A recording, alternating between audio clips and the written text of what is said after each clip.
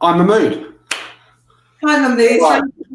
We're on. Welcome to Business Growth Club. It's fantastic to have you with us this evening.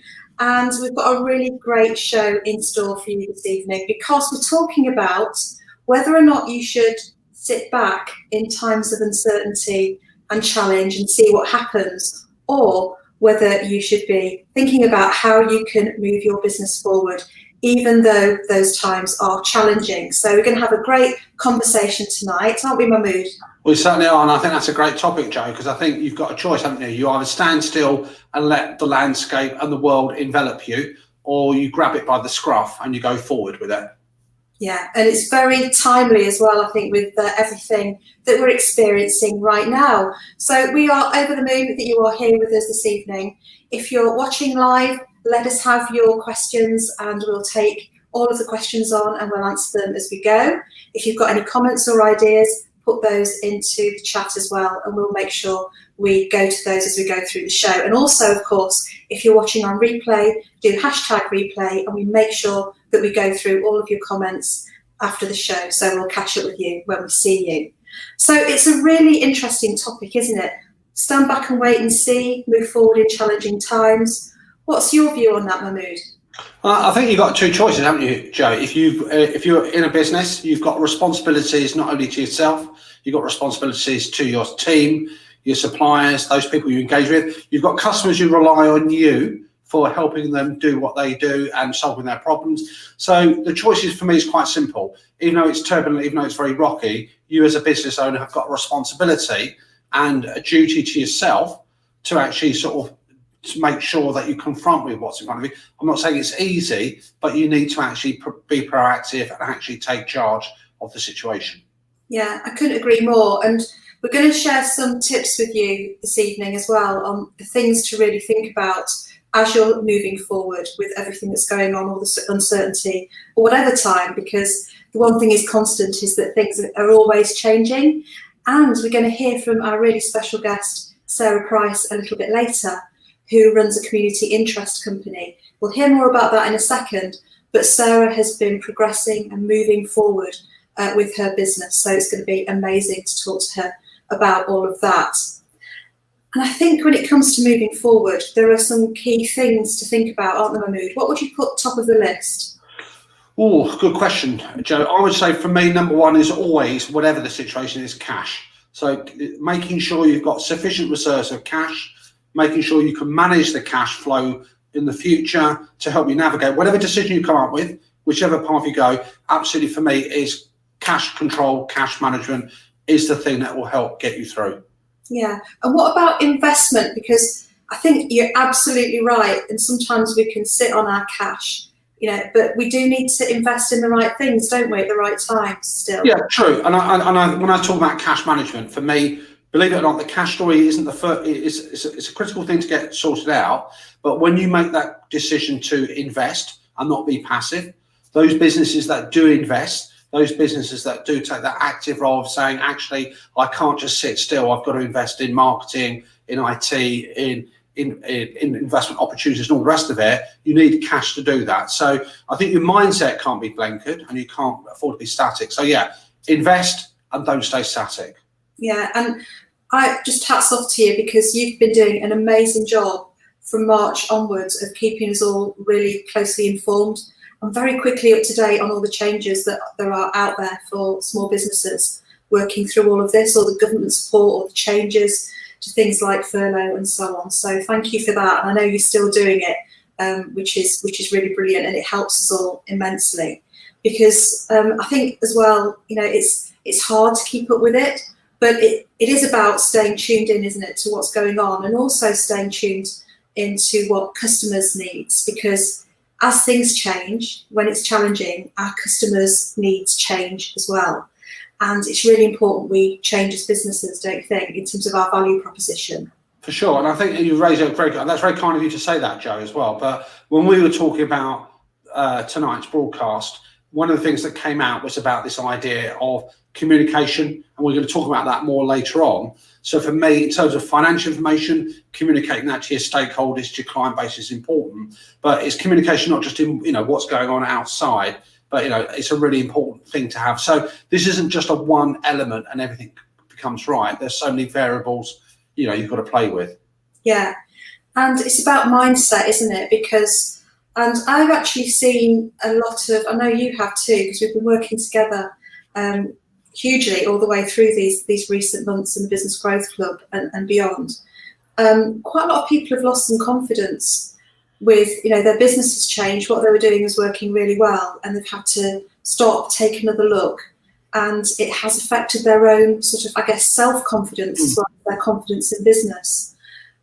So what do you think in terms of how to address that and get that confidence and that mindset back up again?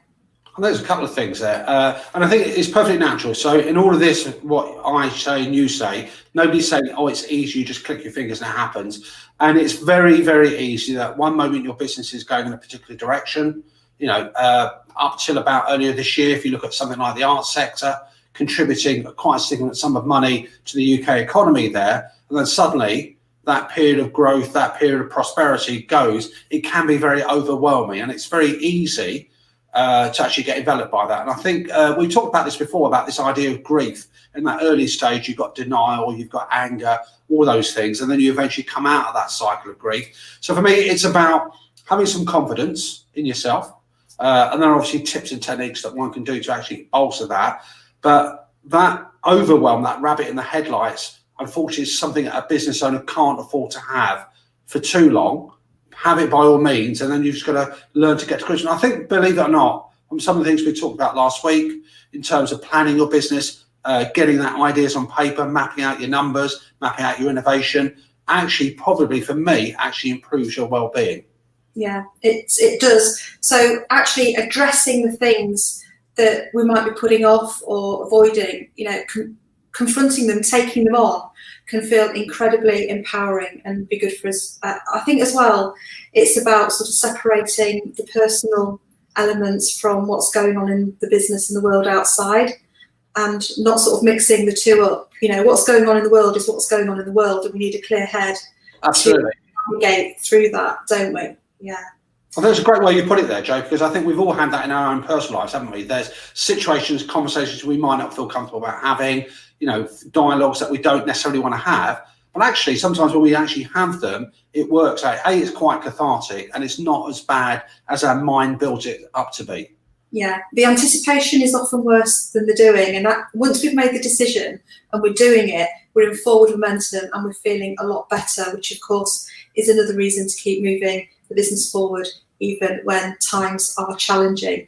And I'm really pleased we've got Sarah with us this evening, because she's awesome, and she has been doing all sorts of great stuff to move forward. So it's going to be great to bring her on.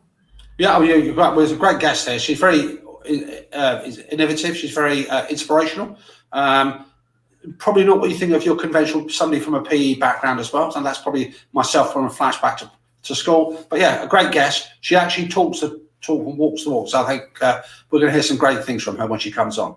Yeah, so that's going to be good. So it just really brings to life and shows that however challenging the situation, that we can absolutely navigate through it. And it's all about cash flow, as you say. It's all about investing and doing the right things, reading and what's going on for customers, supporting them, making sure we work closely with our teams, and taking a few calculated, affordable risks along the way.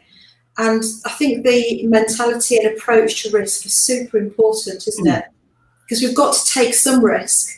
We can't guarantee that everything we're going to do is going to work, especially when times are challenging. But it's important that we do, otherwise we just go backwards. Yeah, correct. And I think let's not delude ourselves. There is no such thing as a risk-free life. So even if you thought you wanted to do something very safe, very stable and very static, that in itself has inherent risks in terms of, competitors, in terms of things changing. What you think is going to happen next week and next month is going to change. So for me, there is no such thing as zero risk. Even if you just stay at home hiding under the duvet, that in itself it carries a massive amount of risk. Well, Joe, I don't know if from all the companies and businesses that you work with when you do your innovation, do you find that within this, that there are even businesses within the same sector that are actually doing well, So it's not just universally that it's a bleak winter for everybody. Yeah, I think it's the companies that do well are the ones that look for opportunity in unexpected places, but also move quickly. I've seen a number of businesses see opportunity, but they've deliberated for far too long. You've got to be quite quick off the mark sometimes. It's no good starting to manufacture, maybe a certain type of face mask or plastic shield once everybody, once everything's done and everybody else is out there and it's commoditized. It's sort of really quite good to get there early and generate some good market share and get some traction in there before everybody else. I don't know if they're good examples or not, but it sort of illustrates the principle really.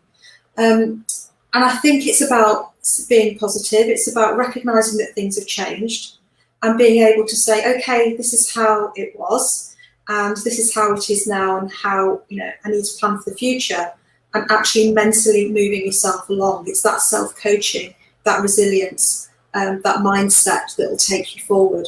They're the ones that are doing well. They're still out there talking about the products and services, doing it in the right way, but they might have adapted what they're doing en route as well. Yeah, I mean, you're right. I mean, if you pick up the idea about marketing, and we talked about investing earlier on, it's a well-known fact that those companies, even when times look very challenging, that carry on investing in innovation, carry on investing in marketing, carry on investing in their team. As long as they can manage that cash flow correctly, actually the ones who prosper, when things do become a bit calmer there as well. Yeah, so, absolutely, and I think it comes down to focus. So it's not just generically marketing. It's not just generically doing stuff and being busy. It's about having a really tight focus on who you're aiming to reach, what you're doing in your business and how you're going to get there, and making sure that the investment is directed so that you'll get that return and you can move the needle in your business to make a difference going forward. Yeah, that's great. I think you're quite right in terms of it's not just throwing money at any situation, it's actually being selective, it's understanding what's going on in your business. I think one of the phrases that we like using is this idea of agility and being agile and lean here, and that ability to adapt, to move, it's an important thing to build into your business. I think also the ability to go back to what Aristotle and others and Elon Musk actually call first principles. Okay. Is actually being able to step back and think independently, to look at all the noise and see all the stuff and read all the, taking all the data and assimilate that in quite a creative way, and be able to imagine how things might be different from how they are at the moment or how they've been. And I think that's sometimes where we can get a bit stuck, is that we want things to continue and be the same, and we can't really imagine a world where things might be super different and where we would fit into that world. We might be able to imagine the world, but how we fit in is a different thing. So that real good skill of stepping back, thinking about things, in the round, and imagining how we're going to work through that is quite a key skill. I think for businesses, and the ones that can do that, the business owners that can do that, the ones that can see a path through challenge, and they're the ones that step up to the plate and take it forward. So don't be restricted by how things are today or how they were yesterday. It makes me think very much of Dad's Army, that old wonderful phrase in Dad's Army. Was it Pike? Oh no, I can't remember who it was. Don't panic, Mr. Mannering, don't panic. Yeah. Even though it's cliched and it sounds easy to do, not panicking when there's a crisis and having that clarity of thought, stepping away from the immediate hurly-burly and actually having that calmness that comes to it, can do a really great deal. So perhaps it should be a compulsory training video that everyone watches a series of Dad's Army. Yeah, could be. I think John Cleese has probably done some good ones on all that sort of stuff. Yeah. Really Which is a market opportunity for everybody out there. Yeah. So I think that's a really good point. Time to bring in Sarah. Should we see? We should do. Let's see if she's free from the green room. She's busy munching on her M&Ms. So, ladies and gentlemen, I'm really proud and pleased to introduce Sarah Price, innovative, very inspiring and very likeable director, founder of Go Well CIC. So, by the power of magic, let's bring on Sarah. Bring her in. Sarah. Hello. How are you? I'm good. How are you? Yeah, very good. Thank you for sparing the time to come and speak to us tonight, Sarah. So it would seem perfectly natural. Just do you want to tell our listeners, just give us a little bit of background about yourself? So I'm the manager of Go Well, and we're a community interest company. We aim to inspire and build healthy, active futures, and we use the power of PE, sport, and physical activity to help improve overall wellness. Quite a lot in the physical and mental health area as well, mainly working within education. My background personally would be quite traditional through education, further education, university, and then straight into this sector. Working within schools for partnerships, so I've always worked in this sector in sport because I'm very passionate about it. It's brought a lot to my life, and I'd like to pass that on to other people as well. Yeah, that enthusiasm and passion for what you do is really infectious. You do it with massive integrity. You're incredibly inspirational. I think we met, didn't we, the three of us, just before lockdown. Around lockdown, you sort of. Yeah. And you came and joined the Business Growth Club, and I think it's brilliant. And I know, Mahmood, you feel the same. How you've actually steered your community interest company through some very challenging times. So talk to us about that. Talk to us about how you moved forward in challenge. So I would say it was quite similar to what you've just mentioned there about taking a zoom out and trying to take in all the data and everything that's going on, and working out our path through, and working out how I can best empower my team through the process as humans, really, because it was a really difficult time. It still is, to be honest. It still is a difficult time for everyone.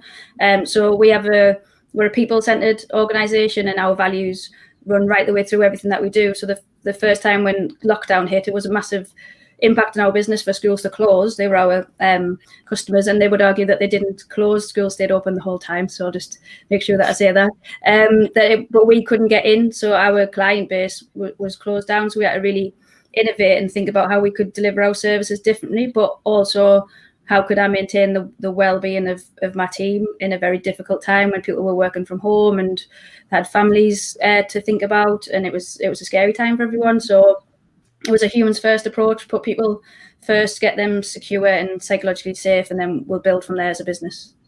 And from what I know about you, Sarah, was that a culture that was already within your organisation, that ability to have that communication, that open dialogue? And yeah, it was. Yeah, so when I took over as sole sort of manager, probably about 2014, 2015, it was building a culture was really important to me, and a people first culture. So our company values are big E is big ideas, big heart, and that runs right the way through everything that we do. So in terms of COVID and that sort of pandemic and the panic within that, there was big ears of listening to people, but big heart around putting people first. Yeah, what brilliant values they are, aren't they? I mean, they're really memorable and really creative.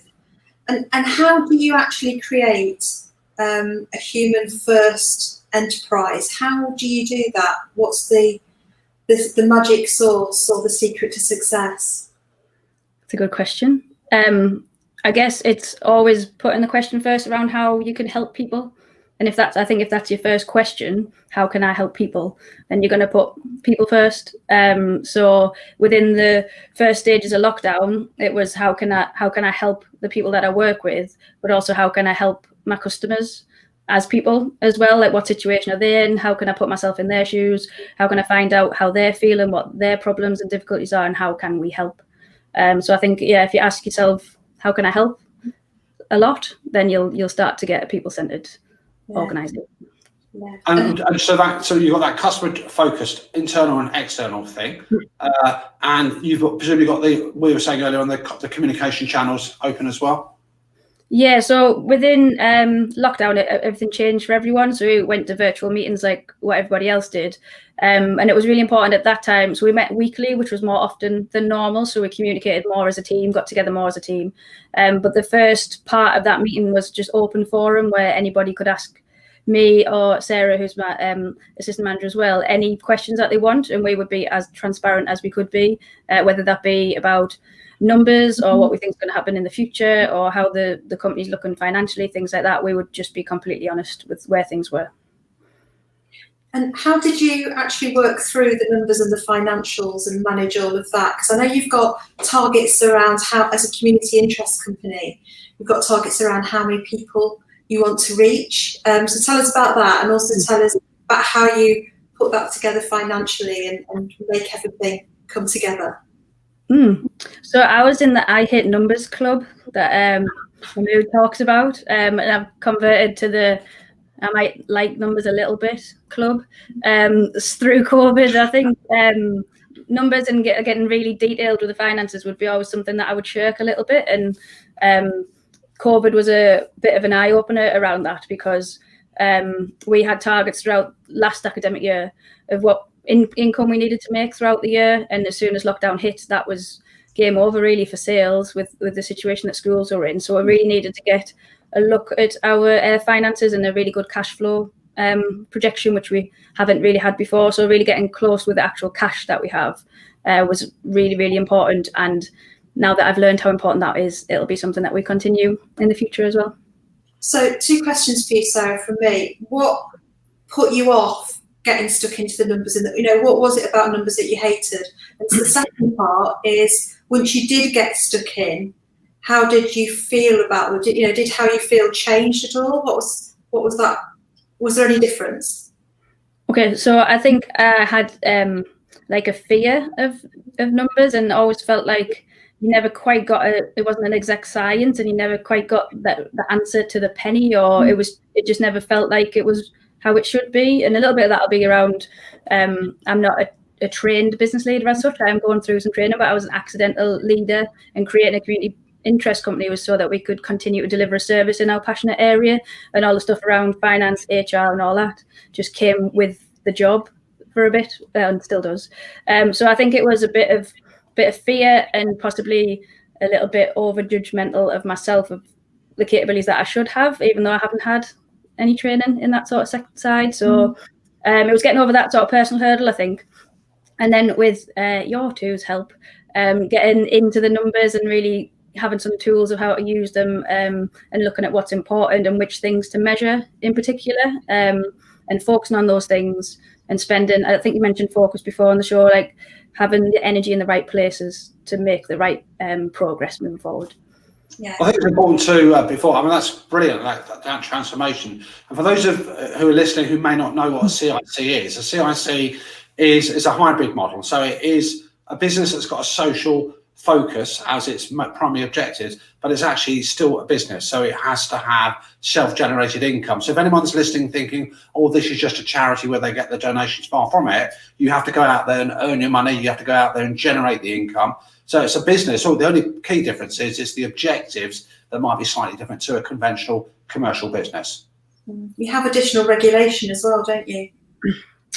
Yeah, so we're not for profit, so any profit that we make has to be reinvested into the community and reinvested in what we do. So from a finance perspective, it's often around trying to break even, or trying to make a profit so that you can then invest it. So I quite like being a not-for-profit. It's a social impact organisation, so I do like that element of it as well. So both of you then, because Mahmood, you've worked with literally hundreds, probably thousands of people on numbers with all your years of experience, and Sarah, having experienced it, if there are entrepreneurs watching right now who are thinking, oh heck, we thought we would work through the worst of this, and here we are again in the so-called second wave, they're putting off looking at numbers, what advice would each of you give them, and why? Mahmood, what would you say first of all? I think Sarah's very honest in what she was saying here.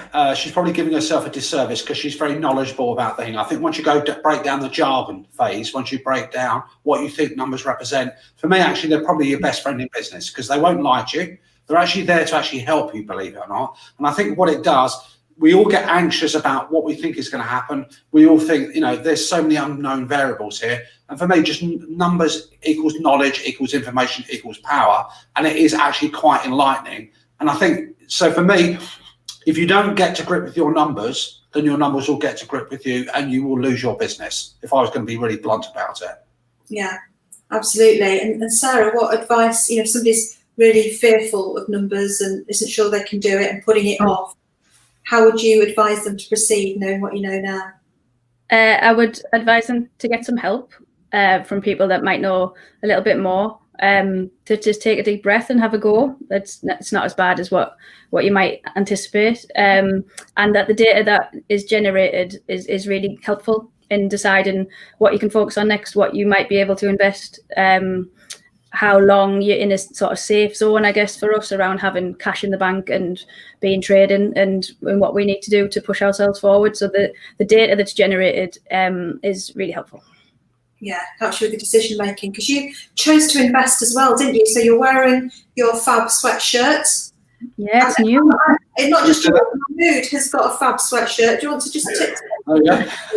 I'm going to make sure I'm in shot carefully. Yeah. Yeah, I am not wearing any logos or anything. Not yet. No. Not yet. Matching sweatshirts. So we might actually have a competition for any suggestions for things that me and Mahmood can put on matching sweatshirts that are clean and use. Yeah, keep it clean. This is below before the water change. So you rebranded and you did all sorts of amazing stuff, and a lot of people were going, "Oh, I'm not going to do any of that because of all this challenging world that we're in." So why did you decide to? What did you do, and how has it worked out for you? So we kind of knew it was coming, and it was something we wanted to do. So we've been looking at growing our impact. So we want to impact as many people as we can through PE, sport and physical activity and improve lives.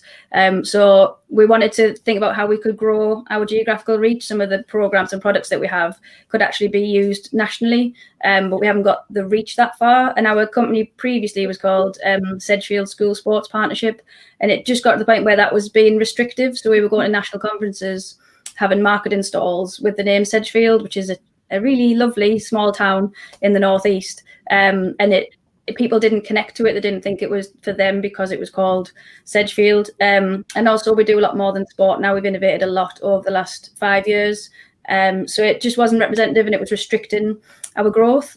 So we were about to get into it a little bit as COVID hit. So the decision was more, do we press on, do we go ahead, or do we wait? Knowing that our rebrand really had to hit in with academic years. So it was either this September just gone or next September. And we just felt that there's no time like the present. If we really want to grow our business and we want to grow our impact and our reach, we'd already identified the name was restrictive. So there was no other decision really than to go for it. So we did it all virtually. We did it all internally. So in terms of investment, financially, it wasn't a big investment. It was a time investment because I've got a very good member of staff who's very good at doing design work. So I facilitated the process, and Richard and our team did all the creative. So it was great. 3 months. I like the way you talk about a collective we. So it's like a collective risk approach that all of you had the same attitude and outlook to taking that level of risk going forward. Yeah, and people found it exciting and inspirational, I guess, in many ways, that as a business where in a time that was really difficult, where people were thinking about survival, we were thinking about, well, how can we grow and how can we find opportunity within this that will push us forward and put us in a better position to maintain our service in the future. Yeah, and you've invested in marketing as well, haven't you? So you've got the brand, and now you're actually out there promoting it and trying different things. And I love the fact that you're testing some stuff, learning from it, and then trying other stuff as a result. So again, it's great. So tell us about all of that. Yeah, so that's pretty new for us. We haven't done much on marketing at all because our customers have always been local, and we've always had like a family feel to our organisation with the 35 to 40 schools that we work with and we see on a weekly basis. But if we wanted to grow wider, we knew that the relationship building would be different because those schools aren't going to see us as often. So we had to rethink about how we're going to approach it and what we're going to do. So we're doing a marketing ad campaign on Facebook at the moment for our Fit for Life functional fitness program, which is really, really relevant right now to help children get them moving, get them to moderate to vigorous intensity exercise, which is where the maximum health benefits occur. So we're really pushing that at the minute because we think it'll really help. And then we're learning from how that goes. So we've got through the Growth Club in particular, we've got a new customer journey linked to that program. We got some automation going on for a small business that feels quite like mad. So we've got like automated emails that go out and then tasks that pop up to say you need to ring this client, things like that. And it's all new for us, but we can see the impact that it's having. We're only 5 weeks into implementing. So it was 3 months ago when we created the brand. We're only 5 weeks into implementing, and it's a very strange time out there, and the market is odd with it being schools are just overrun. So we're doing the best we can, but we're starting to see good signs from what we're doing. Yeah, it's really honest, and that it is still challenging, but you're keeping progressing, staying ambitious, moving forward, and putting the customer and putting people in your organisation first. What would you say that because you joined the Business Growth Club when we first launched that? How long ago did we launch, Mahmood? Do you remember? I think we launched. Listen, me and you started having the conversation right back in. My memory serves me right around about February, March. I think we launched. I should know this exactly. I should have it written down, be perfectly prepared. Round about probably about June, July time. Yeah, I mean, I can't remember the exact date either, but we did. It's 10 weeks, wasn't it? Finishing towards the end of September. And Sarah, I'd be really interested to know what have you gained from being in the Business Growth Club over those 10 weeks and doing all the weekly activities, coming to the weekly Zooms and moving forward. What have you done, and how much further forward are you as a result of being in the Business Growth Club? So I guess simply for me is I've gained a business growth plan, and everyone who kind of has worked with me in the past or knows how I work, they know that I don't particularly like writing things down, and I'm at the sort of, if there was a scale between emergent and planned, at the far end of emergent. So to get to a position where I actually have a written plan that I can share with my team is a big thing. So I've only been in business 8 years, so it took a while. And it's just knowing that plan for me is movable. It's a moving piece of work that's guiding us in the right direction, but is also open to change and flexibility as well. But it's been really helpful sharing that with the team, so they know. A lot of stuff stayed in my head a lot of the time, so to be able to share that information about where we're going, I think it's been really helpful for my team. For me, it was a different focus every week, and the key weeks for me were KPI week, so creating a KPI dashboard and really focusing on the areas that are going to make us the biggest impact in the future. Finance week that we've talked about, that was a big week for me, and marketing week. So all the things that I feel like every week sort of shone a light on a different part of the business, and it was really root and branch across the 10 weeks. Some things you would say, I'm doing all right with that, and maybe it's a little bit of an improvement would be helpful. And some things were like, oh dear, that light's shining on a few things that I definitely need to sort out, that would really help push us forward. So yeah, for me, it was KPIs, finance, and marketing was the three main things. And have you felt, that's a really great answer, have you felt a personal transformation in yourself in terms of, if you can visualize what it was like at the very beginning of that Business Growth Club to where you are now?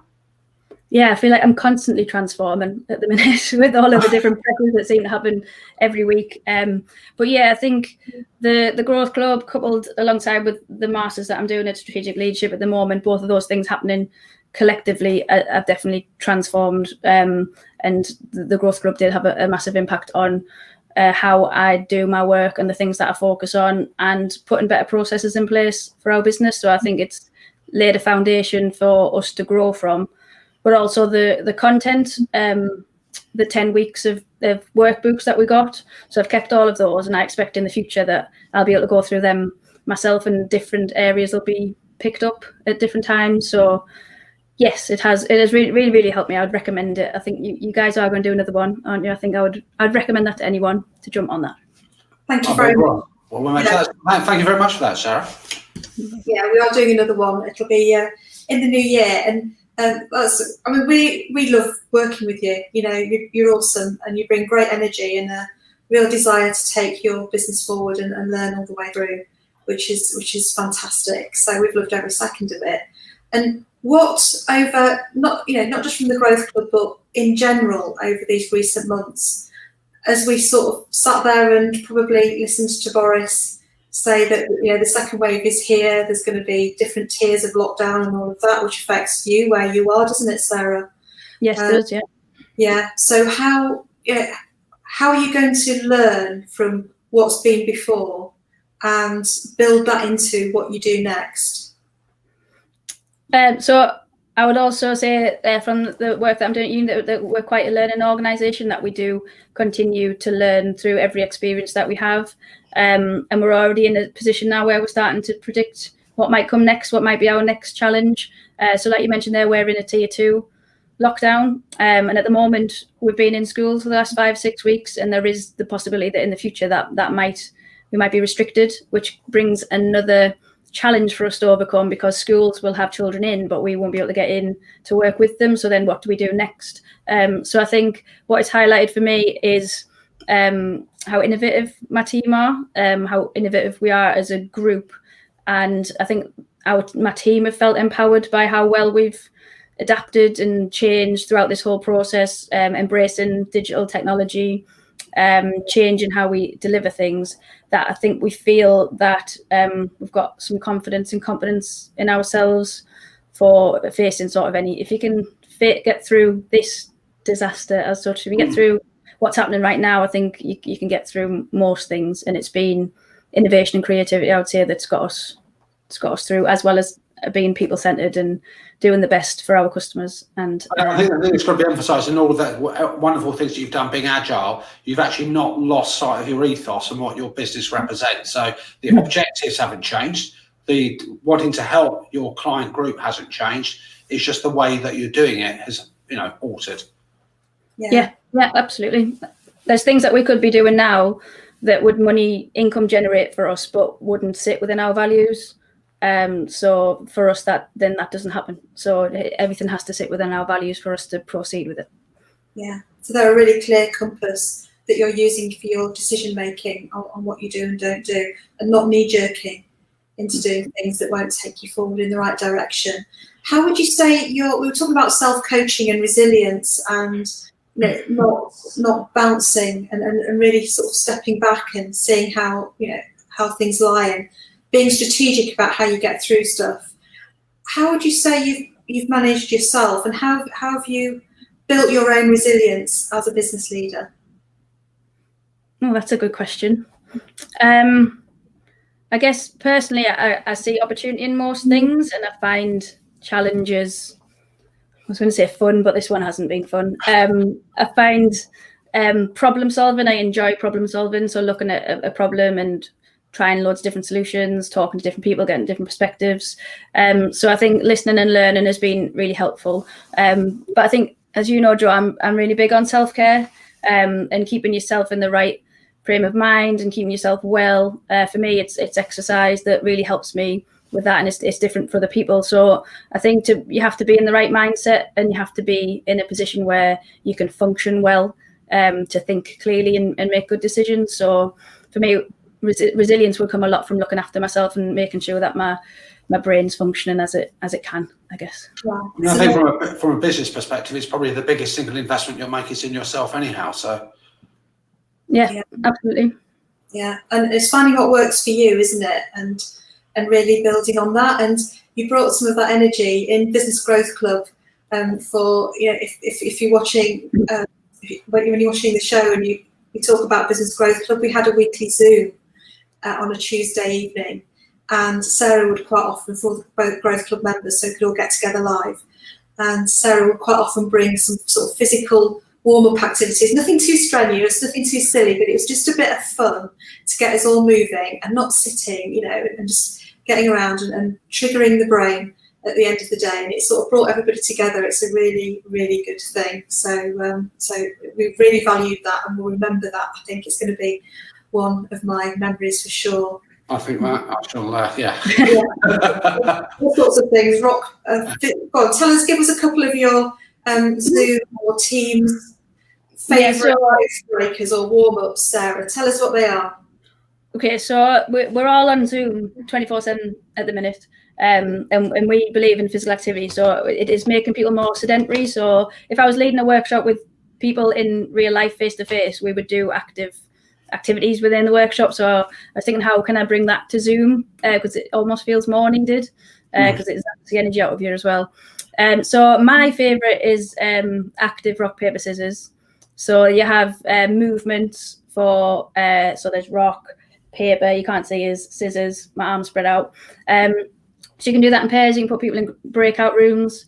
We're always innovating and changing. So we did one this week with my team where everybody was on the screen. There was 9 of us, and you just had to do the random shapes, so rock, paper, scissors, and you got points for whoever had the most. So there was no competition in it. It was just if the most shapes are rock, then rocks win that round. We did one on a conference. I did one on a conference last week, rock, paper, scissors, but you got points for passion.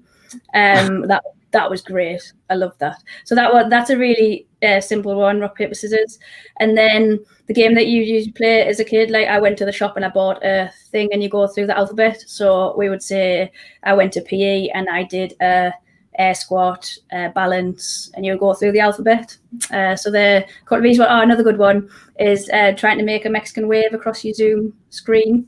But we did it where you have to pick one person's screen and they're not allowed to talk, and the rest of the group have to get the right order, because sometimes you're in different orders on the screen as well. So that was a thinking challenge and an active challenge at the same time.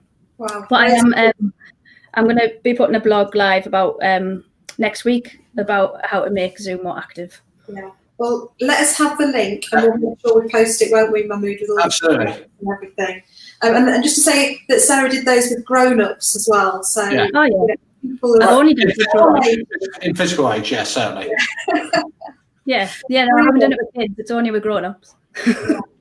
Well, I think, you're just so inspiring, Sarah. I think what you and your team are doing and have done, I mean, what you were doing anyway, and then what you've continued to do and how you've really moved forward in really challenging times is definitely inspirational, wouldn't you say, Mahmood? Yeah, I think that's a great illustration of somebody that you could actually say, when things are getting tough and challenging, the conventional thing, quote unquote, is to do nothing, or actually say, let's grab an opportunity here. You brought the whole team on board, and I think it's a great demonstration that actually with the right approach, the right tools, the right group of people, you can actually make the best out of a very bad situation.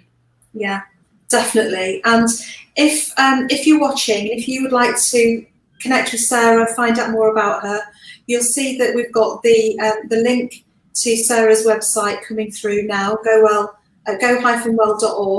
You'll also find Sarah on LinkedIn. She's really prolific and she posts really good content as well, so thoughtful and helpful content. So find her on LinkedIn, and we'll put those links to the blog, as we say, in there once you've published it, because it's awesome. Sarah, it's been a real pleasure. Thank you so very much. Thank you. No problem. I've enjoyed it. Thanks. Yeah. Thanks a lot, Sarah. And Mahmood, you and I will be back, won't we? Same time, same place next week. And we've got another special guest, and we're talking about how to sort of get your ideas out there and make things happen when you can see an opportunity and you want to pivot. Or it might be not that you want to, but you're really thinking, I need to pivot. So we'll be there for you next week and helping you through that. So thank you very much from me. Sarah, do you want to say good night? Yeah, good night, everyone. Have fun. It's like the 3 Ronnies, isn't it? And over Mahmood. Now, Joe, before we go, actually, we have a question here. So do we have a couple of minutes to answer a question? Of course we do. Okay, so it's within that. So, Sarah, I'm just going to put you back in the green room with your gin and tonic and beer.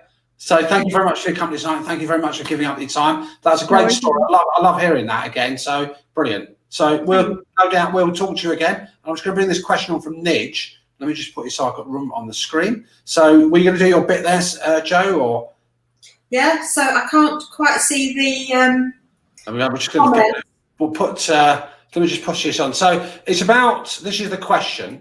from Nidge, yeah. So it's about Rishi Sunak's announcement on unviable jobs. And the question is, we can answer this probably, a very complex question in about a minute.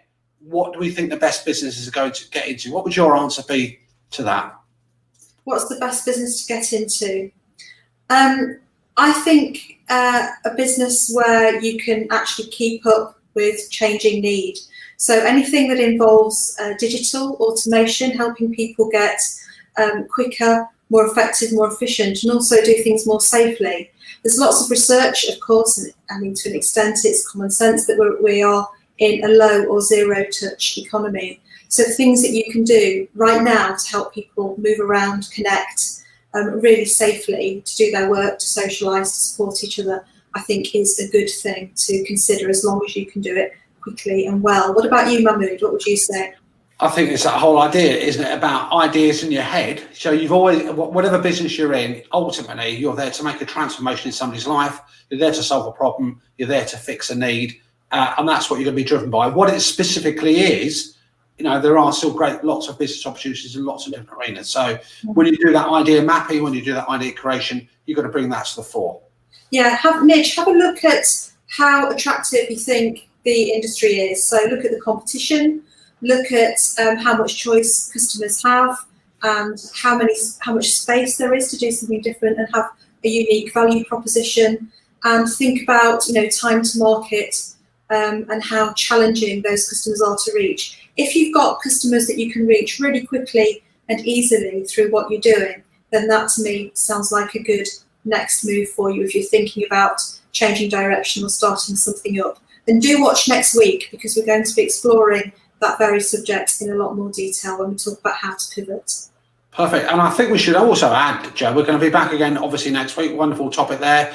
And if anyone is interested in finding more about the Business Growth Club, anyone wants to hop into the mailing list here, doors open officially, I believe mid-January we're going. That's right. The official date here. So we'd love you to be part of this here. We have got limited numbers. We will drop a link in to there. So if you want to be added to our mailing list, love to hear from you. And hopefully we can see you in the Business Growth Club when it kicks off in January. But before that, we'll see you next week. Yeah, see you next week. Bye. Perfect. Let's say good night to everybody. That was a brilliant guest from Sarah.